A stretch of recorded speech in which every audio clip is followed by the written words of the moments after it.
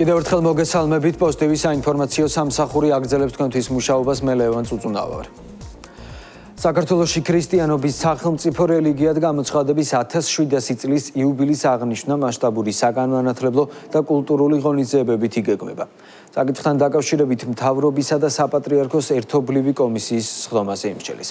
საიუბილეო ღონისძიებები, რომლებიც 26 მაისიდან დაიწყება, 1 ივნისიდან მასშტაბურ სახეს მიიღებს და მოიცავს როგორც კულტურულ საგანმანათლებლო პროგრამას, ისე სამეცნიერო კონფერენციებსა და სტუდენტურ ექსპედიციებს.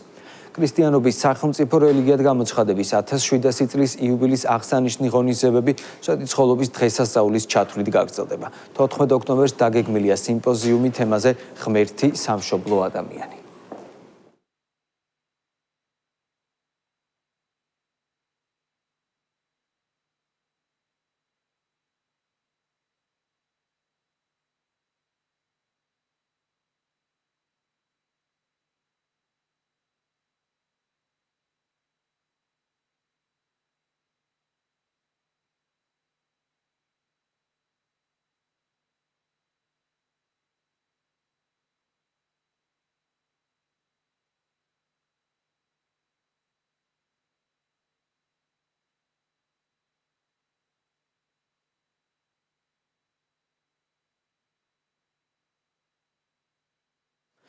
შალვა პაპუაშვილის ხელმძღვანელობით საქართველოს საპარლამენტო დელეგაციის ვიზიტი ჩინეთში გრძელდება. ქართველი კანონმდებლები შანსის პროვინციის კომიტეტის მდივანს, ამავე პროვინციის პარლამენტის შანსის სახალხო კონგრესის მუდმივ მოქმედი კომიტეტის თავმჯდომარეს ჭაო იდეს შეხვდებიან. მხარეებმა ორ ქვეყანას შორის არსებულ ურთიერთობებსა და მისი გაღრმავების პოტენციალზე უნდა იმსჯელონ. დღესვე დელეგაცია ესტუმრება ჩინური გიგანტური ავტომწარმოებლის BYD-ის საწარმოს. თუ მარტო იმას გავითვალისწინებთ, რომ ბოლო 20 წლის განმავლობაში საქართველოს პარლამენტის თავმჯდომარე არ ყოფილა ვიზიტით ჩინეთის სახალხო რესპუბლიკაში, შეგვიძლია თქვათ, თუ რაოდენ მნიშვნელოვანი იყო ზუსტად ეხლა ჩვენი პარლამენტის თავმჯდომარის ვიზიტი, რომელიც აუცილებლად შეძენს თავის ახალ ძალას, ომხრივ ურთიერთობას, რომლის დინამიკაც სახეზეა და იგი მხოლოდ პოზიტიურია. გვექნება ჩვენ შეხვედრები ხელისუფლებასთან, სადაც ჩვენ ვისაუბრებთ სხვადასხვა საკითხებში, მათ შორის, რა თქმა უნდა, ვისაუბრებთ კულტურაზე, ვისაუბრებთ ეკონომიკურ ურთიერთობებზე, ჰუმანიტარულ ურთიერთობებზე. როგორ აფასებს ბრიუსელი კოპენჰაგენში სამართალდამცველების მხრიდან მშვიდობიან მომიტინგეებზე განხორციელებულ ძალადობას. მმართველი გუნდი ევრობიუროკრატებისგან განმარტებებს ელოდება. როგორც სახელმწიფო გუნდში აცხადებენ, დანიის დედაქალაქში მშვიდობიანი დემონსტრანტების ძალადობრივი მეთოდებით დარბევიდან ერთი კვირის თავზე ბრიუსელის დუმილი შემაშფოთებელია. საპარლამენტო უმრავლესობა ევროკავშირში არსებულ ღირებულებით კრიზისზე მიუთითებს და საქართველოსთან დაკავშირებით ორმაგ სტანდარტზე საუბრობს. შეგახსენებთ, რომ საქართველოს პრემიერ-მინისტრმა ევროკავშირის სტრუქტურების ხელმძღვანელებს ღია წერილით გუშინ მიმართა. მთავრობის მეთაური მშვიდობიანი მომიტინგეების წინააღმდეგ არამართლზომიერი ძალის გამოყენების გამო ოფიციალურ კოპენჰაგენს აკრიტიკებს და ევროკავშირის ლიდერებს მიმდინარე მოვლენების ხმამაღლა შეფასებას თხოვს.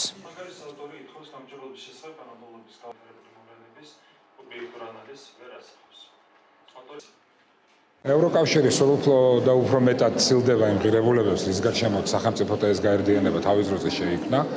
მათ შეუძლიათ თითი გამოიშვირონ, პრეტენზიები იქონიონ ისეთ საკითხებზე საქართველოსთან მიმართებაში, რაც საკუთარ ქვეყნებში უმძიმეს მდგომარეობაშია. წერილში არის მკაფიოდ განსაზღვრული, თუ რას ითხოვს ქართველი ხალხი იმ ვითარებისგან გამომდინარე, რაც არის ევროკავშირის გარშემო შექმნილი. ეს ღირებულებები არ არის, ნამდვილად ის ღირებულებები, რისკენ ასწრაფად ჩვენ გავითვალისწინეთ საქართველოს კონსტიტუციის 78 მუხლში. იმედია, პასუხი ექნებათ იმ კითხვებზე, რომელიც პრემიერ-მინისტრის მიერ არის აღნიშნული წერილში. როდესაც ევროპის შუაგულში, დანიის დედაქალაქში ბარბაროსული სასტიკი მეთოდებით მოხდა ანგარიშწორება პირდაპირ მშვიდობიან დემონსტრანტებზე, ბუნებრივია საინტერესოა ძალიან პასუხი ევრობიუროკრატიის მხრიდან. რას ფიქრობენ ისინი ამ ყველაფერზე და რა შეფასებას მისცემენ? დაველოდოთ მაინც რეაგირებას.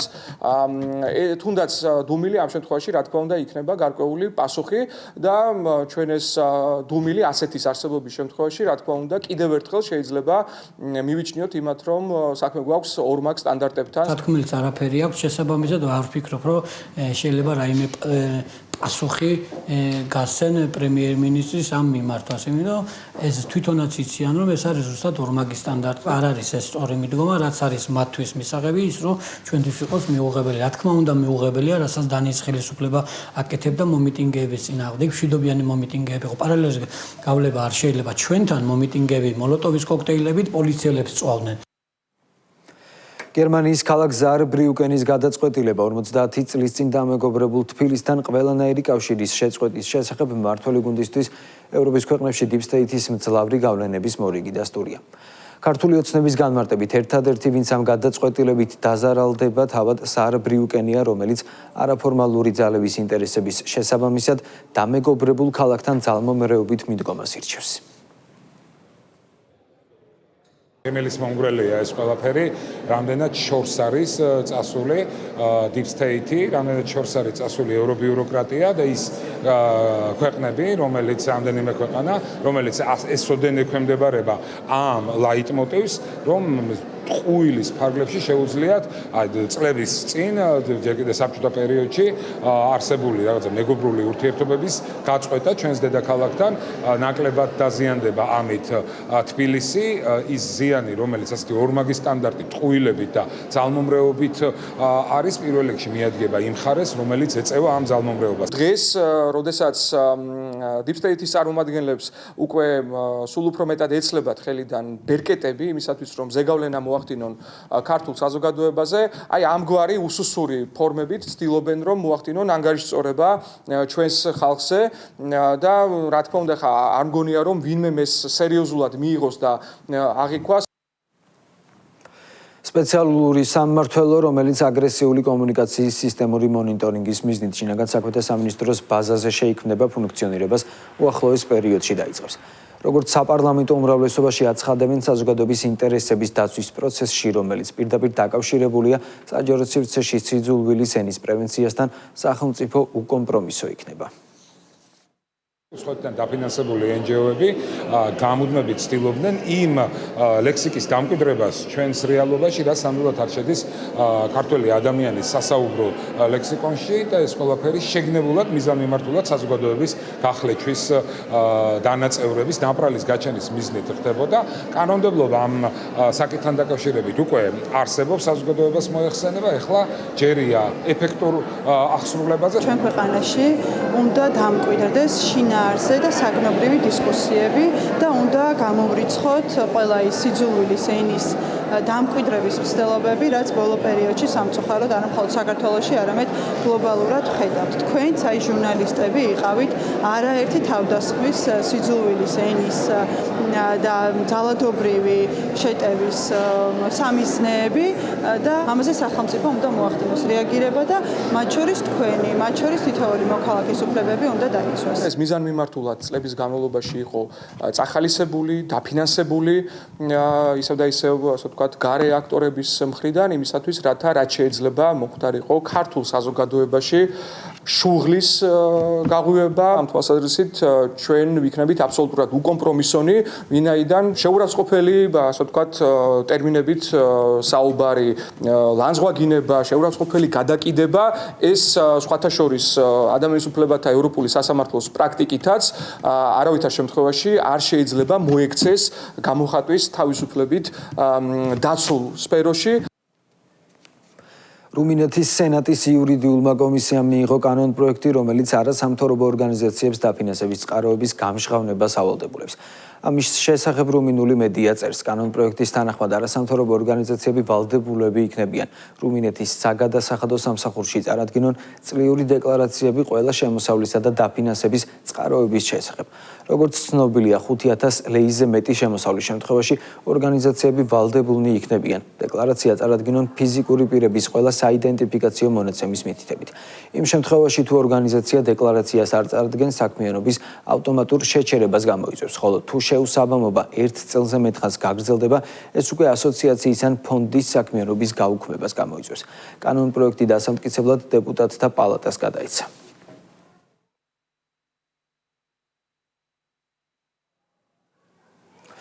პრემიერ-მინისტრი მე-12 კლასელებს სკოლის დამთავრებას ულოცავს. ირაკლი კობახიძე აღნიშნავს, რომ ბოლო ზარის შემდეგ სრულიად ახალი ეტაპი იწყება. წინ განვითარებისა და თვით რეალიზაციის დიდი ასპარეზია. მთავრობის მეთაური აბიტურიენტებს ყველა დასახული მიზნის მიღწევას უსურვებს. ძვირფასო მე-12 კლასელებო გილოცავთ სკოლის დამთავრებას. ბოლო ზარის შემდეგ თქვენი ცხოვრების სრულიად ახალი ეტაპი იწყება. წინ განვითარებისა და თვით რეალიზაციის დიდი ასპარეზია. ჯერა, რომ თქვენი ნიჭითა და შრომით ღირსეულ ადგილს დაიმკვიდრებთ საზოგადოებაში. თქვენმა შრომის მოყვარეობამ და ენერგიამ უნდა შექმნას ჩვენი ქვეყნის ხვალინდელი დღე. გისურვებთ ყველა დასახული მიზნის მიღწევას. მე-12 კლასელებს სკოლის დამთავრებას ულოცავს განათლების, მეცნიერებისა და ახალგაზრდობის მინისტრიც. დღეს თქვენთვის ერთი დიდი თავგადასავალი სრულდება, თუმცა წინ ცხოვრების ახალი, ძალიან საინტერესო ეტაპი გელოდებათ. სევდიანია, როდესაც ემშვიდობები მშობლიურ სკოლას, მაგრამ არანაკლებ სასიხარულოა დამოუკიდებელი ცხოვრებისკენ პირველი ნაბიჯების გადადგმა. ეს თქვენი წარმატების მხოლოდ დასაწყისია. დარწმუნებული ვარ, თქვენი მასწავლებლები, მშობლები, მეგობრები და ახლობლები ამაყობენ თქვენით. მეც მათ შორის ვარ და ძალიან მეამაყება, რომ ჩვენს სამშობლოს ასეთი ღირსეული, მართლაც გამორჩეული ახალგაზრდობა ჰყავს. აღნიშნავს გივი მიქანაძე.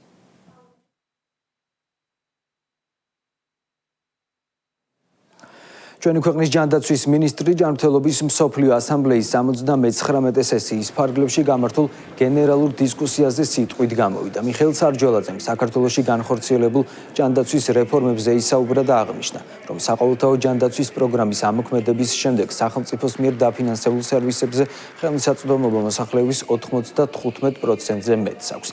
მინისტრის განცხადებით, ბოლო წლებში გატარებულმა ფარმაცევტულმა რეფორმებმა, მათ შორის რეფერენტულმა ფასწარმოქმნამ მედიკამენტებზე ხელმისაწვდომობამ მნიშვნელოვნად გააუმჯობესა. მიხეილ სარჯოლაძემ ისაუბრა პირველადი ჯანდაცვის მიმდინარე რეფორმაზეც, რომელიც პრევენციაზე ხარისხიან და პაციენტზე ორიენტირებულ სერვისებზეა დაფუძნებული. საქართველო მტკიცედ ერთგულია პრინციპისა, რომ ჯანმრთელობა არა პრივილეგია, არამედ ადამიანის ფუნდამენტური უფლებაა. ბოლო 10 წლეულის განმავლობაში ჩვენ განვაგრძობთ ჯანდაცვის სისტემის გაძლიერებას ისეთი რეფორმების მეშვეობით, რომლებიც მოსახლეობისთვის ხელმისაწვდომობის, ხარისხისა და ფინანსური დაცვის გაუმჯობესებას ისახავს მიზნად. საყოველთაო ჯანდაცვის პროგრამის ამოქმედების შემდეგ მოსახლეობის 95%-ზე მეტს აქვს წვდომა სახელმწიფოს მიერ დაფინანსებულ ჯანდაცვის სერვისებზე. მნიშვნელოვნად გაფართოვდა ხელმისაწვდომობა აუცილებელ სამედიცინო მომსახურებაზე, ხოლო მოქალაქეების ჯიბიდან გადახდების საგრძნობლად შემცირდა. ბოლო წლებში ჩვენ განვახორციელებთ მნიშვნელოვანი ფარმაცევტული რეფორმები, მათ შორის რეფერენტული ფასწარმოქმნისა და მართული შესვლის შეთანხმების მექანიზმების დანერგვა, რამაც მედიკამენტებზე ხელმისაწვდომობა გააუმჯობესა და მოგცა შესაძლებლობა სახელმწიფო პროგრამების ფარგლებში ონკოლოგიური და ქრონიკული დაავადებების სამკურნალო მედიკამენტებზე წლიური ლიმიტები გაგბეუქმებინა. ჩვენ ასევე ვახორციელებთ პირველადი ჯანდაცვის მასშტაბურ რეფორმას, რომლის მიზანია უფრო ძლიერი, პრევენციაზე ორიენტირებული და ადამიანზე მორგებული სისტემის შექმნა. უცხო ქვეყნის ტერორისტულ ორგანიზაციაში გაერთიანებისა და ტერორისტულ საქმიანობაში დახმარების ბრალდებით სახელმწიფო უსაფრთხოების სამსახურის მიერ დაკავებულ საქართველოს 3 მოქალაქეს ბრალს ოფიციალურად დღეს წარუდგენენ, რის შემდეგაც მათთვის აღკვეთი ღონისძიების შეფარდების თაობაზე სასამართლო იმსჯელებს. სპეცოპერაცია პანკისის ხეობის სოფლებში ჩატარდა, გამოძიებით დადგინდა, რომ ISIS-ის რიგებში გაწევრიანებული საქართველოს მოქალაქეები უცხო ქვეყნიდან ტერორისტული ორგანიზაციის ლიდერების მითითებებს იღებდნენ, პანკისის ხეობაში თანამოასრეებს კონსპირაციულად ეძებდნენ და გადაბირებას ცდილობდნენ. დაკავებულების სახლებიდან ამოღებულია ცეცხლსასროლი იარაღი, ვაზნები, ხელყუმბარები, ასაფეთქებელი ნივთიერება და ტერორისტული ორგანიზაციის სიმბოლიკის ამსახველი ნივთები, მათ შორის დროშა.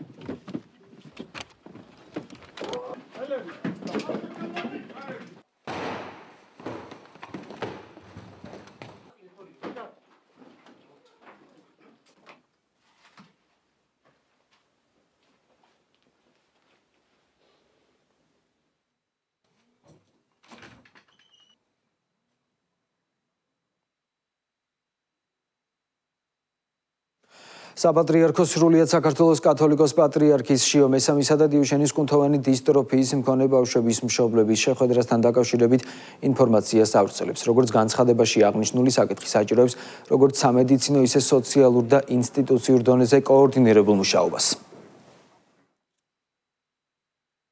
ამ წუთებში პარლამენტის თავმჯდომარე მედიისთვის კომენტარს აკეთებს, რომელსაც პირდაპირ ეთერში გთავაზობთ. ეს ვიზიტი და რა მოლოდინებით ბრუნდებით საქართველოში? თავისთავად ის ფაქტი, რომ ბოლო 20 წლის განმავლობაში საქართველოს პარლამენტის თავმჯდომარის პირველი ოფიციალური ვიზიტი არის ჩინეთში, ხაზს უსვავს ამ ვიზიტის ისტორიულ მნიშვნელობას და ქვეყნებს შორის ურთიერთობის ისტორიულად მაღალ დონეს. ჩინეთსა და საქართველოს შორის რამდენიმე წელია უკვე არსებობს სტრატეგიული პარტნიორობა, უვიზო მიმოსვლა, თავისუფალი ვაჭრობის შეთანხმება, რაც საბოლოო ჯამში აისახება ჩვენს მოსახლეობაზე, ქვეყნებს შორის ურთიერთობაზეც. კერძოდ გაზრდილი არის ვაჭრობა ქვეყნებს შორის, გაზრდილი არის ტურიზმი ქვეყნებს შორის, გაზრდილი არის პირდაპირ ფრენები ქვეყნებს შორის, რაც საშუალებას აძლევს ჩვენს ქვეყანას როგორც ეკონომიკურად, ასევე ისარგებლოს, ასევე რა თქმა უნდა ხალხებს შორის ურთიერთობისა და ტურიზმის განვითარების მხრივაც გქონდეს უკეთესი მაჩვენებლები.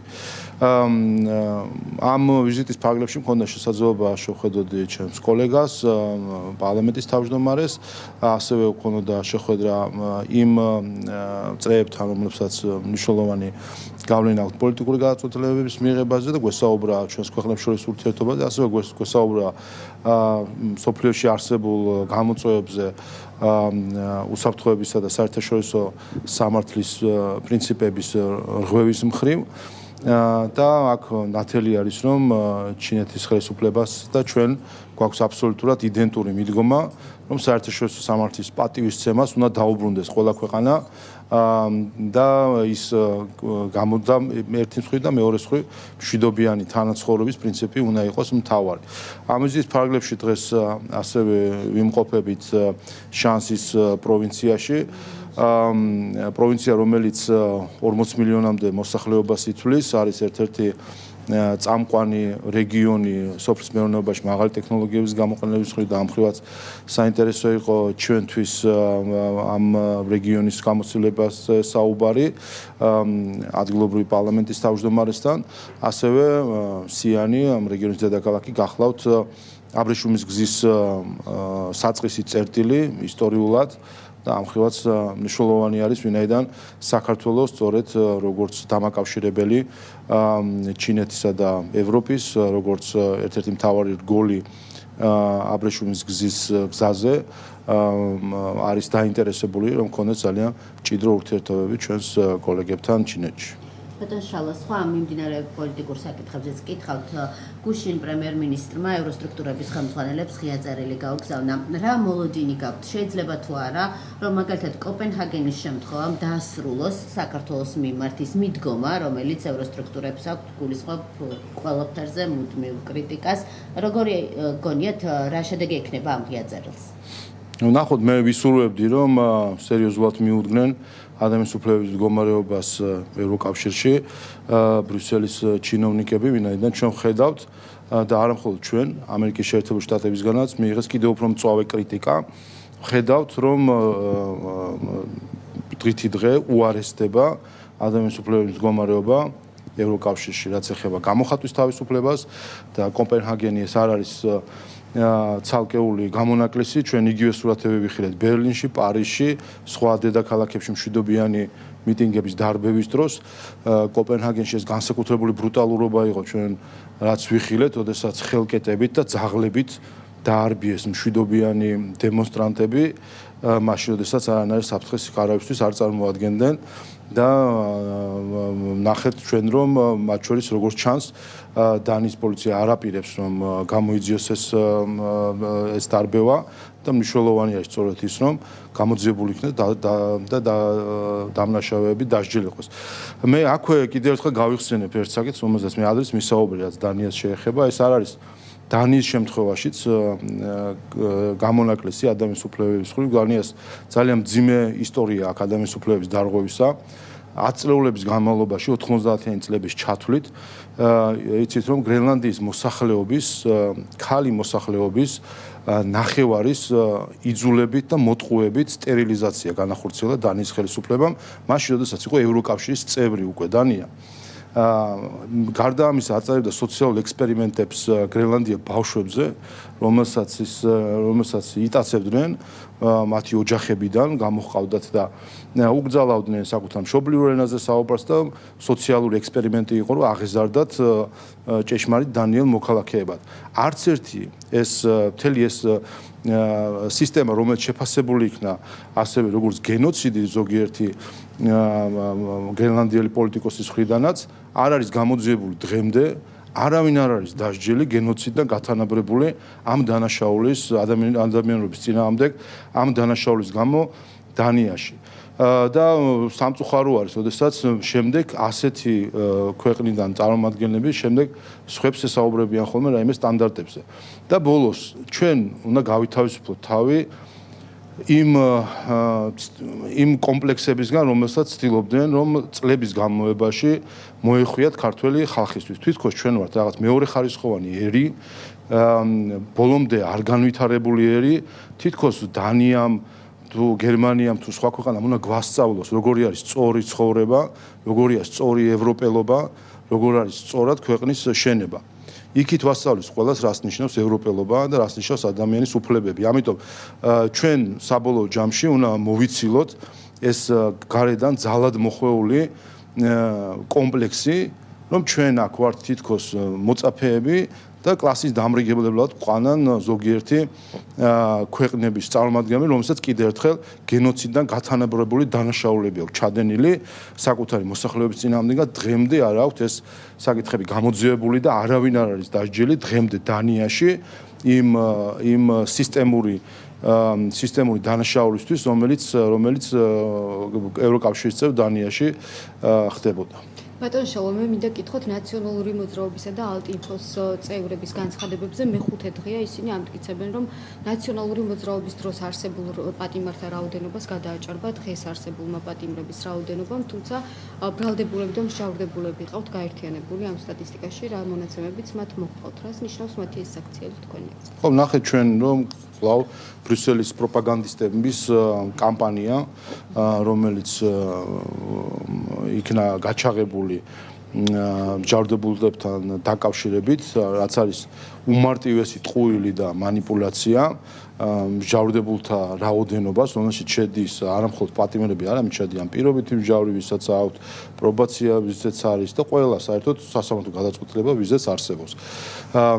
რომელიც არის 22000, თუმცა პატიმრების რაოდენობა არის 8700. ასე რომ არანაირი კორელაცია და გავსიც კი არ არის იმასთან, რა სასტიკი სისტემაც ქონდა ნაციონალურ მოძრაობას, როდესაც 21000 მარტო პატიმარი ყავდა და 310000 საქართველოს მოქალაქე გაატარეს პრობაციის მარწუხებში, მოსახლეობის 10% ნაციონალურ მოძრაობას გამოცხადებული ყავდა კრიმინალად.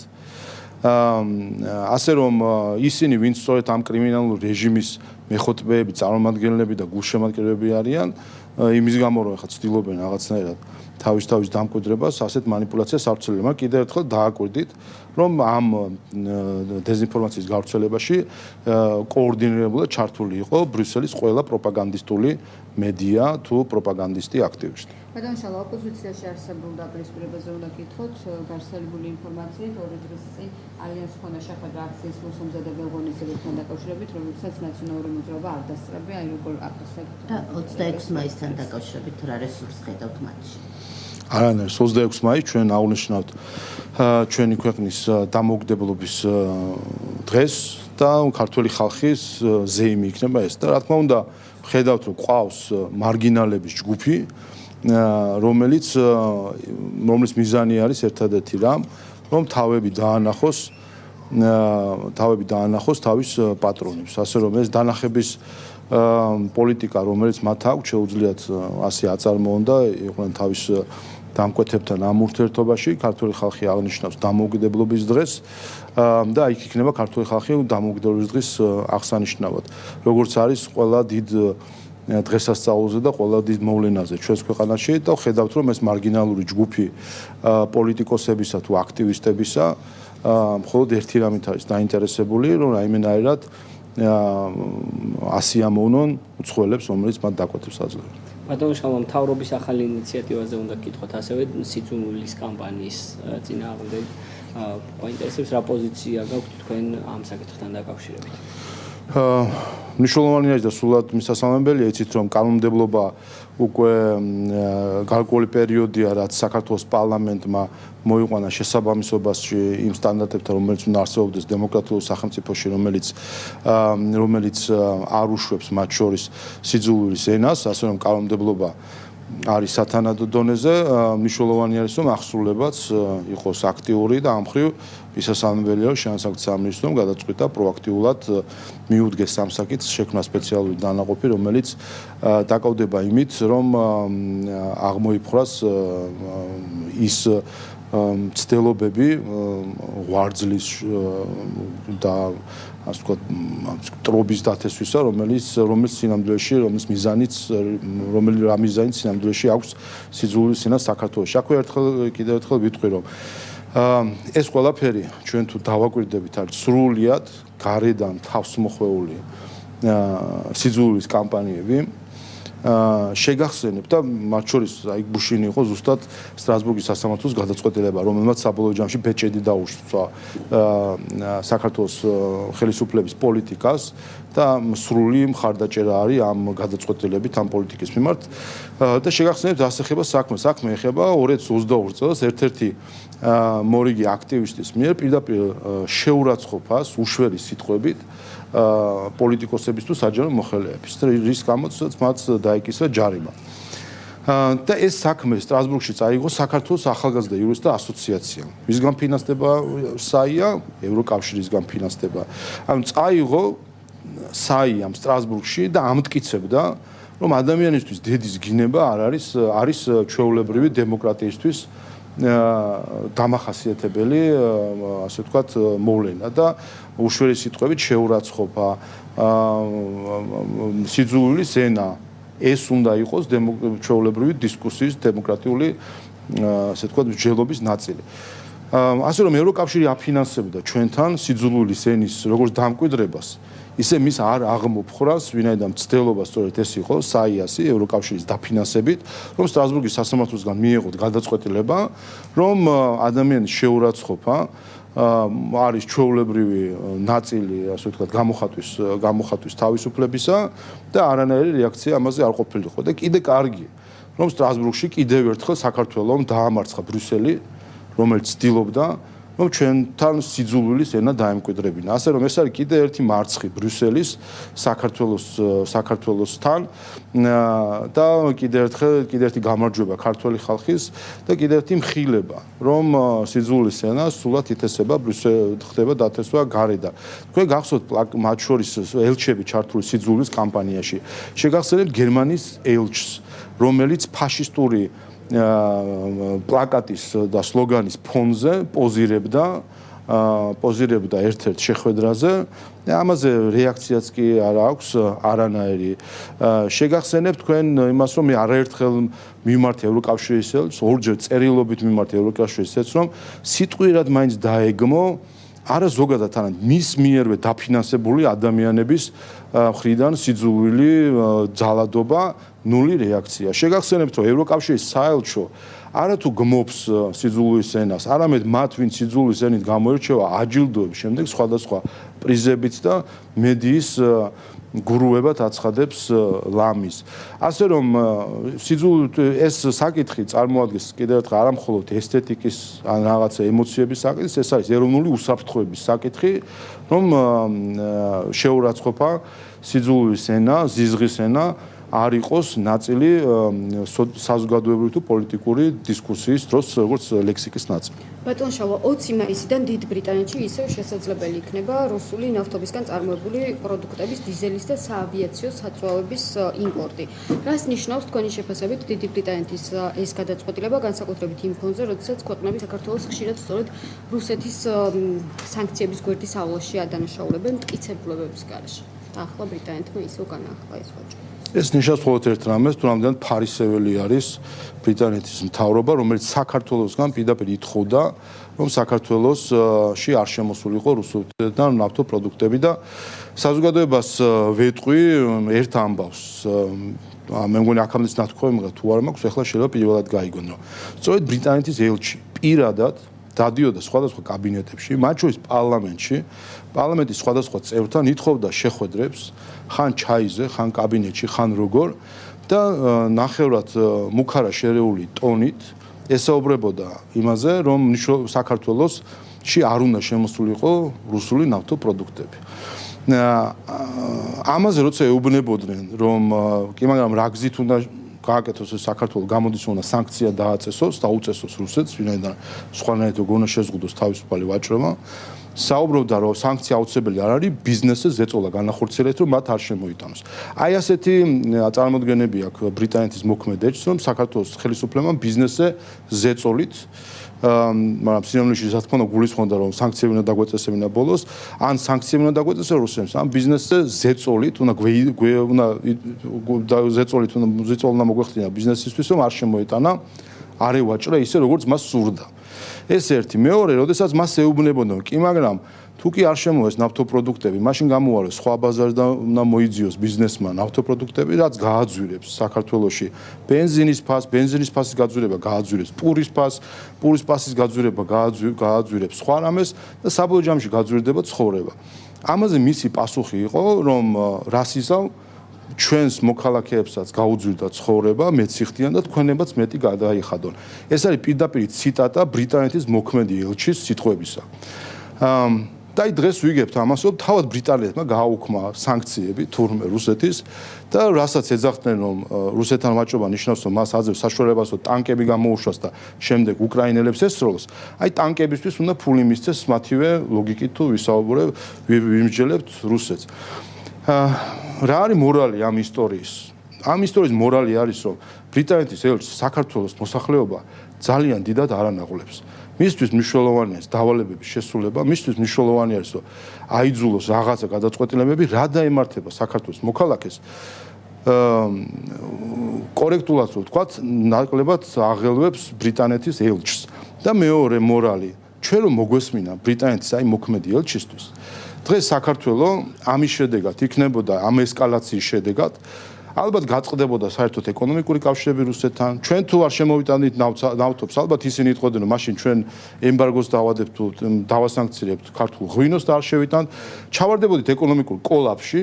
ეხლა ვიქნებოდით არა 10%-მდე ეკონომიკური ზრდის მაჩვენებლებით, არამედ ვიქნებოდით დანგრეული ეკონომიკა და დღეს ამ ნიუსს წავიკითხავდით ამ დანგრეული ეკონომიკის ხალხი, რომ ბრიტანეთმა უცებ ადგა და მოუხდა სანქციები რუსეთს. აი ესეთი ამორალური არის სამწუხაროდ საერთაშორისო პოლიტიკა და ეს უნდა გავაცნობიეროთ და გააცნობი იმათ, რომლებიც გამოდიან და პარლამენტის წინ შედნენ ბრიტანეთის დროშებს აფრიალებენ და დაფიქრდნენ, სანამ სხვა ქვეყნის დროშებს გააფრიალებენ, დაფიქრდნენ, რომ შეიძლება იმ ქვეყნის ელჩები, იმ ქვეყნის ხელისუფლებები თლად ზედ გადაყოლილი არ არიან, თუნდაც აი იმ მოქალაქეს, რომელიც საქართველოს პარლამენტის წინ ბრიტანეთის დროშას აფრიალებდა. ასე რომ ეს არის მორალი. ჩვენ თუ ჩვენ თავს არ მივხედეთ, არც ბრიტანეთის ელჩი და არც ბრიტანეთის სხვა რომელიმე წარმომადგენელი თუ სხვა ქვეყნის წარმომადგენელი ჩვენს საზრუნავზე არ იზრუნავს.